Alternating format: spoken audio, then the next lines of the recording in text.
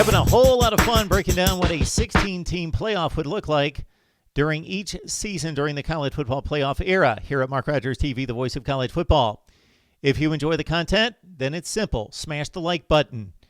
If you're joining us for a first time, welcome. If you've seen a few videos but need to see more, then go right ahead.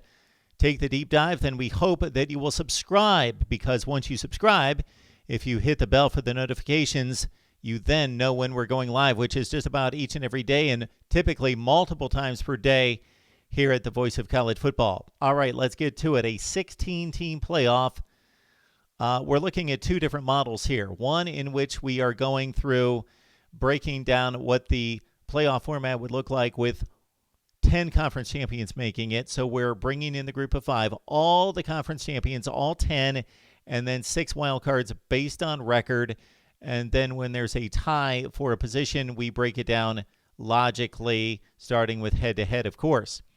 Then we also show you what the College Football Playoff Selection Committee would have selected for a 16-team playoff. So we just go straight by the rankings that the committee released when it released its playoff choices, and then broke it down to the 16 that they would have provided. All right, let's look at the first format, which, of course, includes the group of 5. So all the conference champions, these would have been the matchups in 2018.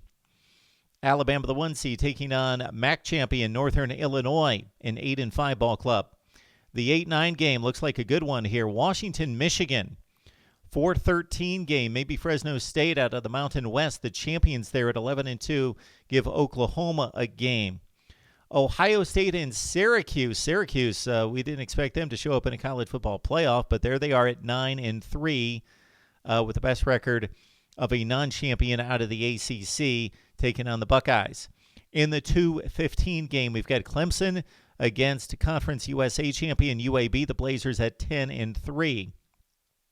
Georgia, the 2nd seed out of the SEC, as the championship game loser at 11-2, taking on Washington State, who had the second best record in the Pac-12. Actually, Washington State had the best record in the Pac-12. They did not win the conference. The Cougs were 10-2. Notre Dame, who, of course, went to the college football playoff as the 3 seed. There they are as the 3 seed at 12-0, taking on App State, Sun Belt champion at 10-2.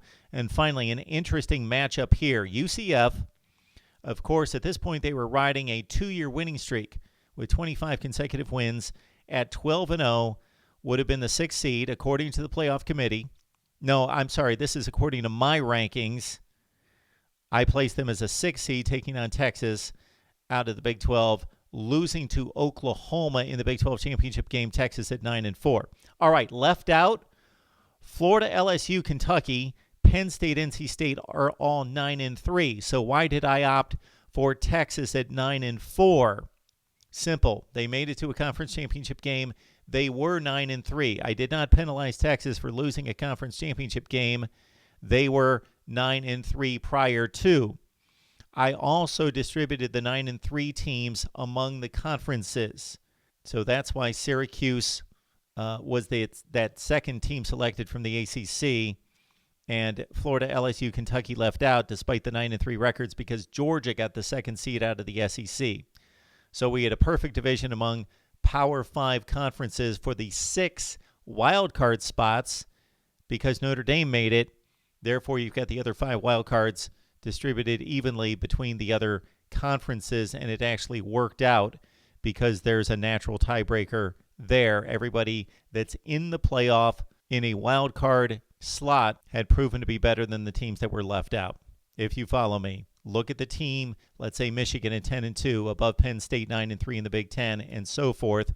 Georgia 11-2 out of the SEC, better than Florida, Kentucky, and LSU at 9-3.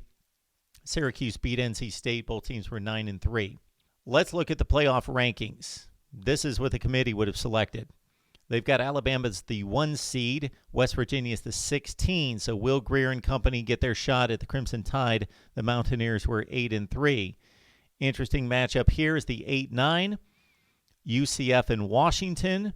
The 4-13 game would have been Oklahoma and Washington State. And, of course, in the college football playoff rankings, you're going to see more of the Blue Bloods and the big brands out of the Power 5 and less of the Group of 5 because the champions would not have made it out of places like the MAC and the Sun Belt. Georgia, Penn State is a 5:12 game. Clemson, Texas, 2:15 game. Interesting.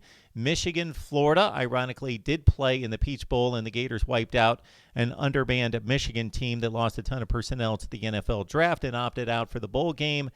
And that would have been your 7:10 game. Notre Dame, Kentucky is a 3:14 matchup. And finally, an interesting showdown here with Ohio State out of the Big Ten. Is the 6th seed taking on LSU, a 9-3 team. That Tiger team went on to beat UCF in the Fiesta Bowl, but they would have taken on the Buckeyes in a first-round playoff matchup if we went with the college football playoff rankings.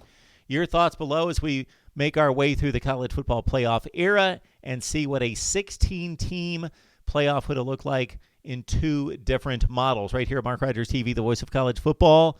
We break it down each and every day with you. Hope to see you soon, and we will look at 2017 next.